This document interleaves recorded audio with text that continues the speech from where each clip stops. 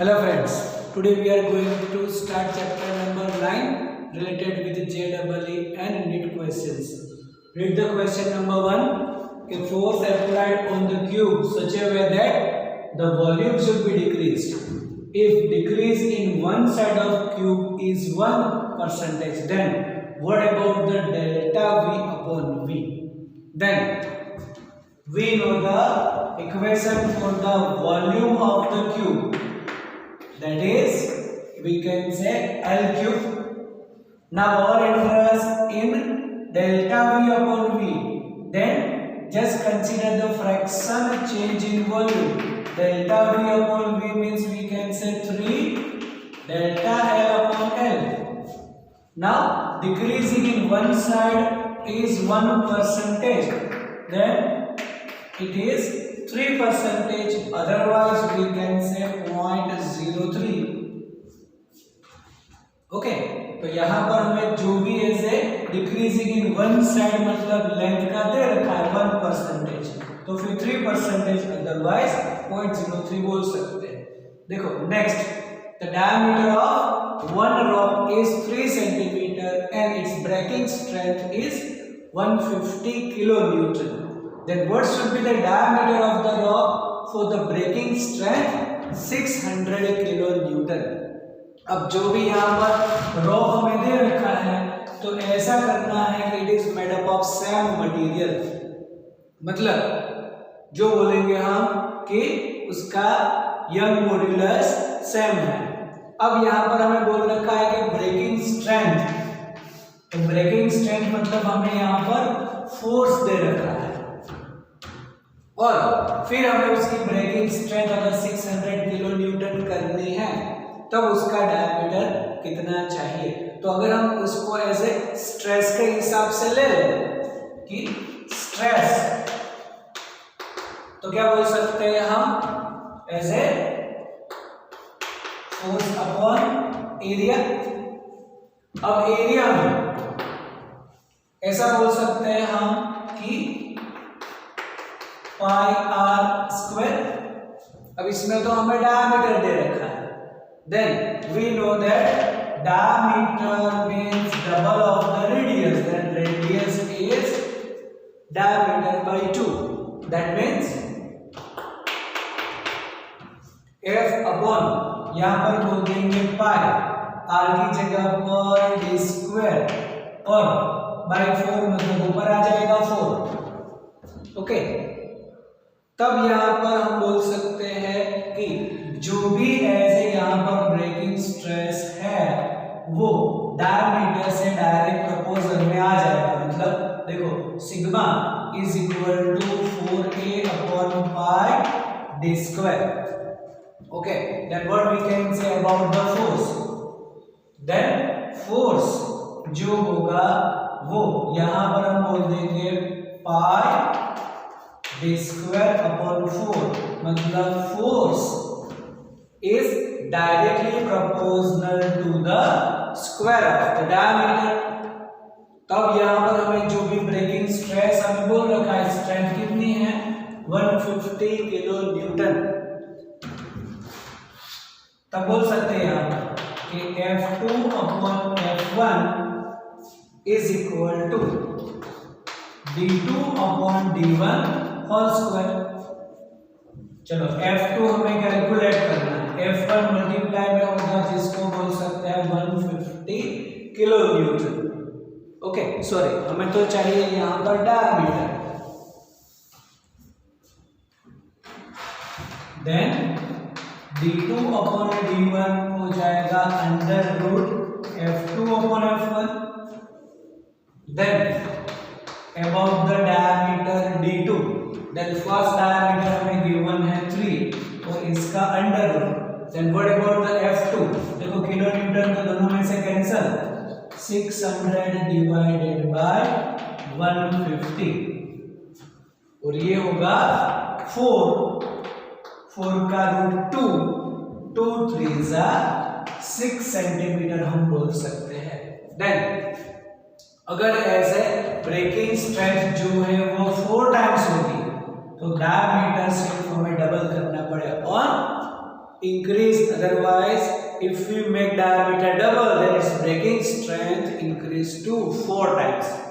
यहाँ से हम रिलेशन ले सकते हैं. ओके, चलो वीडियो पोस्ट करके लिख दो इतना.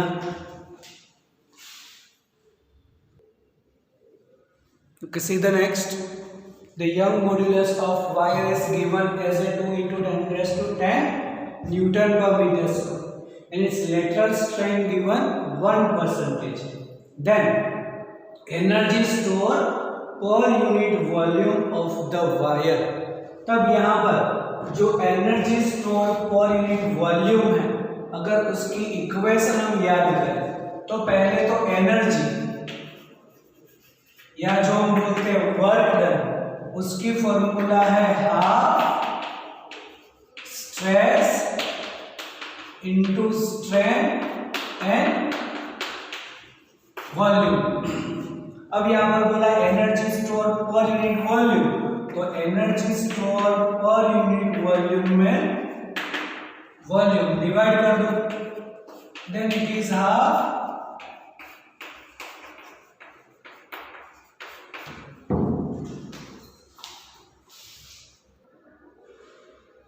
और यहां पर हमें स्ट्रेस और स्ट्रेन तो देखो दे रखा है. ओके, अब अबाउट द स्ट्रेस, तो स्ट्रेस के लिए यंग मॉड्यूलस गिवन है. इसका मतलब अब अगर हम यंग मॉड्यूलस की फॉर्मूला याद करें, then Young modulus is equal to stress upon strain. Then what about the stress, Young modulus into strain, मतलब यहां पर होगा half instead of stress, there is a Young modulus into strain, और already strain है तो क्या हो जाएगा, स्ट्रेन का स्क्वायर कर देते हैं. आया समझ में? तो ये हुआ हाफ यंग मॉड्यूलस गिवन ऐसे 2 into 10 raised to 10 और स्ट्रेन गिवन ऐसे 1%, मतलब 1 डिवाइडेड बाय 100 का स्क्वायर. तो देखो ये तो 2 कैंसल, ये 10 raised to 10 इनटू ये हमारा 10 raised to -2 का स्क्वायर, 10 raised to -4, then it is 10 raised to 6 joule per metre cube. Okay, तो यहाँ पर जो भी हमें यंग मॉड्यूलस दे रखा है और स्ट्रेन है, स्ट्रेस गिवन नहीं है, तो उसको हम ऐसे सब्जेक्ट करके दूसरी फॉर्मूला कर सकते हैं. और ये हमें दे रखा है 1%, मतलब 1 divided by 100. Then energy stored per unit volume is 10 raised to 6 joule per metre cube. By the same way, number 4, ratio of the diameter of the two wires made up of same material. Material same है, diameter का ratio दे रखा है 1:2. If tension applied on both the wire is same, देखो force भी same है, tension applied is same, then ratio of elastic potential energy per unit volume, मतलब हमें यही कैलकुलेट करना है कि यहाँ पर एनर्जी पर यूनिट वॉल्यूम क्या होगा. जैसे कर सकते हैं एनर्जी अपॉन वॉल्यूम क्या होगा, half stress and strain. Okay, अब यहाँ पर फोर्स हमें सेम बोल रखा है और स्ट्रेन से रिलेटेड कुछ भी हमें गिवन नहीं है. Made up of same material, मतलब उसका यंग्स मॉड्यूलस भी सेम होगा. तब यहाँ पर ऐसा कर सकते हैं कि y is equal to stress upon strain. Then what about the strain? Stress upon young modulus. इसका मतलब एनर्जी पर यूनिट वॉल्यूम होगा हाफ ये स्ट्रेस, और instead of strain we can say stress upon Young modulus, that stress का square upon Young modulus. Okay, तो चलो अब यहां पर ये हाफ स्ट्रेस हमारे लिए होगा force upon area, then F का स्क्वायर नीचे ए का भी स्क्वायर एंड यंग मॉड्यूलस. अब यहां पर again half F square upon ये होगा पाई आर स्क्वायर क्योंकि हमें डायमीटर का रेशियो दे रखा है। तब यहाँ पर जो भी रेडियस लिखे आप, अब रेडियस जो है उसकी जगह डायमीटर कर दे, देन डी स्क्वायर और मल्टीप्लाई में 4 आ जाएगा, क्योंकि रेडियस इज डायमीटर का हाफ होगा और स्क्वायर है इसलिए डी स्क्वायर बाय 4, तो डिनोमिनेटर का denominator numerator. Then energy store जो पर यूनिट वॉल्यूम है, फॉर्मूला मिली हमें 4f² upon 2 pi d square y। देखो अब क्या है, मटेरियल सेम, मतलब Young modulus same force applied है, बाकी सब तो कांस्टेंट है। और ये जो क्वांटिटी है एनर्जी पर यूनिट वॉल्यूम, चलो मैं उसको ऐसे रो से लिख देता हूँ। देन ρ1 अपॉन ρ2, ऐसे अगर हम कर दे तो बाकी सब कैंसिल हो जाएगा, सिर्फ d बचेगा, मतलब रो जो है वो proportional to 1 upon d square बोल सकते हैं। अब इनवर्सली प्रोपोर्शनल है इसलिए ऊपर आएगा d2 अपॉन d1 और होल स्क्वायर। हमें तो यहाँ पर दे रखा है कि d1 d2 is 1:2, the diameter of 2 wire is 1:2, मतलब d1 अपॉन d2 बोलेंगे, और ये होगा d2 अपॉन d1 का स्क्वायर। तो d2 अपॉन d1 करेंगे और उसका भी स्क्वायर करेंगे, मतलब इट इज 4:1। ओके, आया समझ में कि नहीं? और अगर तुम्हें रेशियो जो है वो 2/1 का लेना है, देन इट इज 1:4, लेकिन मोस्ट प्रोबेबली जिस टर्म्स में देते हैं उसी टर्म्स में हम रेशियो लेते हैं। And ratio of the elastic potential energy per unit volume, then ρ1 upon ρ2, और इनवर्सली प्रोपोर्शनल इसलिए d2 अपॉन d1 है, और उसका स्क्वायर है इसलिए 4:1। चलो वीडियो पॉज करो और लिख दो ये। और हाँ, यहाँ पर एक चीज और, यहाँ पर पाई a स्क्वायर है, तो पाई स्क्वायर और r का तो 4 आ जाएगा, इसीलिए यहाँ पर 4 होगा, तो ये होगा 16:1। हाँ, थोड़ा करेक्शन करो, क्या यहाँ पर a स्क्वायर है, a स्क्वायर इसके लिए हमें हो जाएगा पाई r स्क्वायर, और r जो होगा वो यहाँ पर अगर आप +4 करेंगे तो जो भी यहाँ पर, चलो 2 की जगह पर उसका 4 जो है वो जो कुछ भी आएगा ऐसे 16 करके, लेकिन वो तो पूरा ऐसे कांस्टेंट में चला जाएगा, इसलिए उसके तो हमें कोई प्रॉब्लम है नहीं, पूरा ऐसे रेशियो में क्या cancel, only inversely proportional to the square of the diameter, इसीलिए हो जाएगा 16:1। Okay,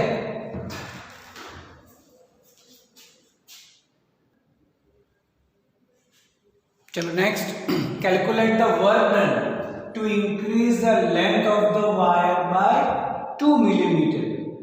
the length and area given as 1 metre and 1 millimetre square and Young modulus given 2 × 10⁻11 newton per metre square. हमें फाइंड करना है work done for the increasing in length by 2 millimetre.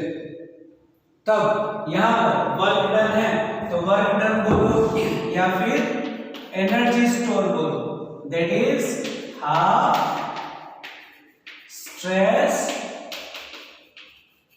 Into strength और into volume.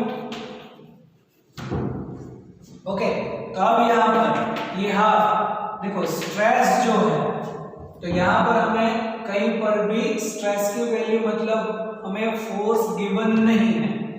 Okay, और यहाँ पर हमें strain मतलब increasing in length, तो डेल्टा एल तो करना है हमें, और ओरिजिनल लेंथ गिवन है एज ए 1 मीटर, उसका एरिया गिवन है।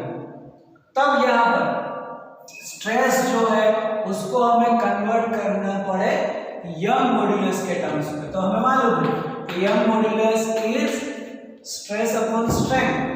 Then what about the stress, Young modulus into strain, मतलब यहाँ पर मैं यंग मॉड्यूलस लिखूं, फिर स्ट्रेन आएगा तो स्ट्रेन का स्क्वायर एंड वॉल्यूम। तो देखो वॉल्यूम जो है उसको हम बोल सकते हैं यहाँ पर एरिया इनटू लेंथ। ओके, तो चलो अब ये जो है हाफ यंग मॉड्यूलस गिवन है, ये हम बोल सकते हैं delta L upon L whole square into area into length, then half what about the Young's modulus 2 into 10⁻11 increasing in length by 2 millimetre, उसका स्क्वायर 4 और मिलीमीटर है तो -6 आ जाएगा स्क्वायर में, और ओरिजिनल लेंथ तो 1 ही है, स्क्वायर तो 1 ही रहेगा। ओके, और एरिया गिवन है 1 मिलीमीटर स्क्वायर, तो 1 मिलीमीटर स्क्वायर 1 into 10⁻⁻6 और लेंथ तो 1 है, बस कर दो कैलकुलेशन, ये कैंसिल हो जाएगा, ये 4 into ये 10⁻11 ये -12 मतलब -1, then it is 0.4 joule. Then work done for the increasing in length by 2 millimeter is 0.4 joule. Clear? चलो next, shear modulus is 0.4. Solid, liquid, gas और liquid and gas किसके लिए shear modulus 0 होगा?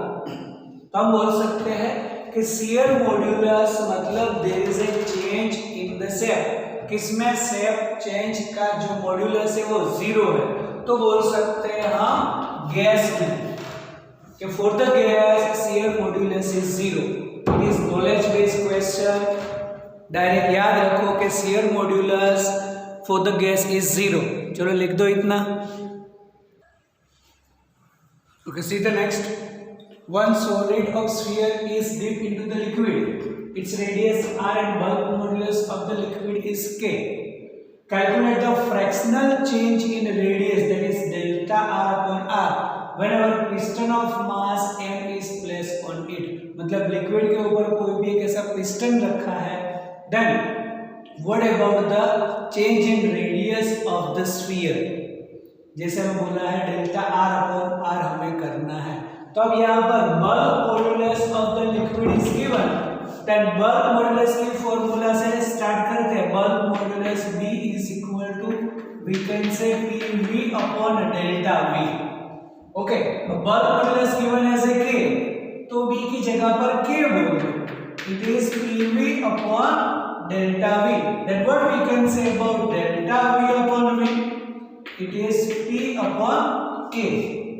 ओके, अब यहां से हमें करना है delta r upon r, then we know the volume of the sphere, it is 4/3 pi r cube। that means अगर फ्रैक्शनल चेंज करना है तो इसका तो change 0, only there is a 3 delta r upon r। that means delta v upon v की जगह पर क्या लिख सकते हैं हम? it is 3 delta r upon r is equal to P upon K, then delta r upon r। तो यहाँ पर pressure means force upon area, तो अगर यहाँ पर फोर्स की जगह पर एज ए mg और एरिया अगर मैं स्मॉल a ले लूँ यहाँ पर, then 3 तो डिवाइड में आएगा, it is 3 KA। here A is the area of surface area of the solid sphere। Okay, then fractional change in radius हो जाएगा हमारे लिए mg अपॉन 3 KA। क्लियर? बस यही इक्वेशन तुम्हें अलग से करनी है, फिर तो यहाँ पर वॉल्यूम में रख दो, मिल जाएगा। चलो next, increasing in length of the wire is L, मतलब डेल्टा L जो है हमें L दे रखा है। Whenever F force is applied of wire radius r और ओरिजिनल लेंथ L है।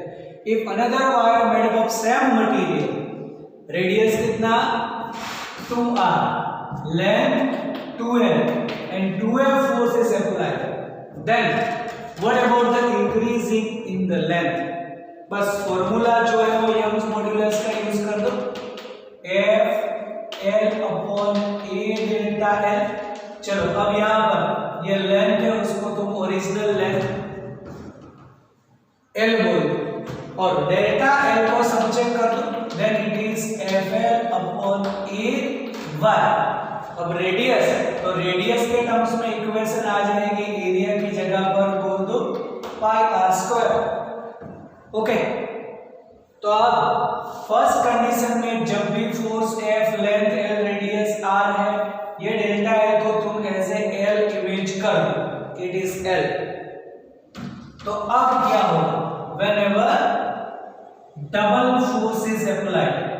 मतलब मैं ऐसा बोलूं कि डेल्टा एल डैश के लिए क्या होगा, then force double length is also double L pi radius क्या है डबल, मतलब इट इज 4r² और मेड ऑफ सेम मटेरियल मतलब यंग मॉड्यूलस सेम। तो देखो ये 2 2 4 तो कैंसिल हो गया, मतलब सेम बचा FL upon pi r² y, मतलब change in the length is same. ए लिखो, मतलब अगर रेडियस r है, लेंथ l है, फोर्स F है, तो जितनी लेंथ इंक्रीज होगी by applying double force for the double length and double the radius, the same length will be increase delta l as a l। आया समझ में? चलो वीडियो पॉज करके लिख दो इतना। चलो see the next, compressibility of water given as a 4 into 10 raised to minus 5 meter square per Newton. Calculate the decreasing in volume of water at 100 atm pressure with volume 100 metre cube. Initial volume में दिया है 100 metre cube और उसका हमें decreasing in volume करना है। तो देखो यहाँ पर कंप्रेसिबिलिटी मतलब it is the inverse of bulk modulus. अगर मैं बल्क मॉड्यूलस की फॉर्मूला लिखूं तो it is PV upon delta we, और बल्क मॉड्यूलस है क्या, मतलब compressibility is inverse of bulk modulus, that 1 upon P is PV upon delta V। और interest in decreasing in volume करना है, मतलब चेंज इन वॉल्यूम। तो अगर चेंज इन वॉल्यूम को सब चेक करेंगे then it is PV into K। Pressure कितना है 100 atm, तो देखो ये 100 और atm मींस अप्रोक्सीमेट बोल देंगे 10⁵। ओके, अप्रोक्सीमेट बिकॉज 1 atm क्या होता है, then 1.013 10⁵ pascal Newton per metre square, then 10⁵। Volume कितना दिया हमें 100 और कंप्रेसिबिलिटी कितनी है 4 into 10⁻⁻⁵। देखो +5 -5 तो cancel. Okay, then it is 4 into 10⁴ metre cube में। अब यहाँ पर अगर हमें आंसर सेंटीमीटर क्यूब में चाहिए, ये हुआ 4 into 10⁴ मीटर क्यूब और interest in centimetre cube, then 1 metre is 100 centimetre, मतलब 10⁻²। क्यूब करोगे तो 10⁶, 6 और 4 10, 4 into 10⁻10 सेंटीमीटर क्यूब आएगा। Okay, then change in volume कोई भी ऑप्शन में दे सकते हैं, सेंटीमीटर क्यूब में either in metre cube, option के हिसाब से हमें थोड़ी बहुत वैल्यू चेंज करनी पड़े। ओके चलो number 10, wire of the length is made up of finite volume. अब फाइनाइट वॉल्यूम का मतलब अगर तुम लेंथ चेंज करोगे तो एरिया में भी चेंज आएगा, लेंथ इंक्रीज होगी then area will be decrease, volume उसका सेम है, ऐसा बोला है from finite volume. When air force is applied in the wire, increasing in length is delta L. Among which graph is a straight line? इसमें से कौन सा graph है वो straight line? Straight line मतलब डायरेक्ट प्रोपोर्शन में मिलता है वो हमें। तब सेम मटेरियल है, मतलब ग्राफ बोला है स्ट्रेट लाइन में, तो जो भी बाकी का कांस्टेंट यंग मॉड्यूलस अगर यूज करें तो वो तो कांस्टेंट ही रहेगा। देन यंग मॉड्यूलस की फॉर्मूला होती है FL upon A delta L. Then what we can say about the delta L? Then delta L is equal to FL upon A y. अब देखो अगर तुम ऐसे थोड़ा सा जल्दी आंसर दोगे तो तुम बोल सकते हो कि चलो delta L in proportional to L, मतलब डेल्टा L वर्सेस L का जो ग्राफ है वो स्ट्रेट लाइन है, लेकिन ये रॉन्ग हो जाएगा। क्यों? बोल रखा है हमें फाइनाइट वॉल्यूम, वॉल्यूम सेम, इसका मतलब F तो सेम है, यंग मॉड्यूलस भी सेम है, एरिया को हमें वॉल्यूम के टर्म्स में कन्वर्ट करना पड़ेगा। Then how can we convert? Just multiply with length and divide with the length. तो लेंथ इनटू एरिया हो जाएगा volume, then F L square upon V into Y. अब बोल सकते हैं force volume and Young modulus constant it is proportional to L square. मतलब delta L versus L square का जो ग्राफ है वो हमें स्ट्रेट लाइन में मिलेगा, not delta L versus L for the finite volume. अब ये पूरा कांस्टेंट है, तो ये ग्राफ है वो हमें कांस्टेंट मिलेगा delta L versus L square का। ओके, चलो कंप्लीट कर दो एक ना।